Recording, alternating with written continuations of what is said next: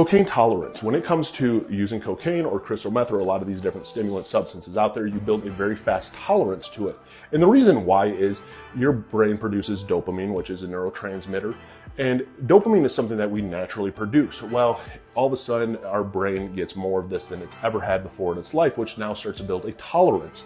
We build a quick tolerance to stimulants where our brain, to reach that same point, that same feel-good, big mood energy, all of that happiness, it essentially has to have now a massive stimulant introduced to it.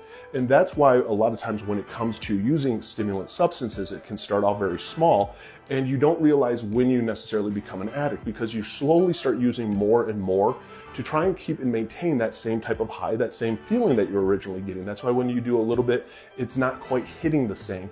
And the reason is because you built such a dopamine tolerance.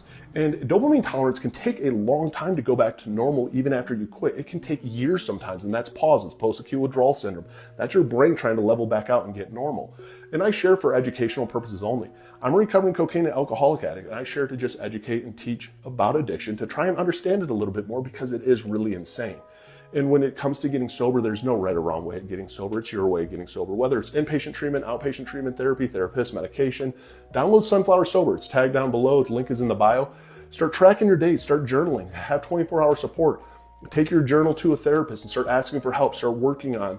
Find what works for you. There's no right or wrong way of getting sober. It's your way of getting sober. And it's one day at a time. So don't give up, because it is worth it and you're worth it.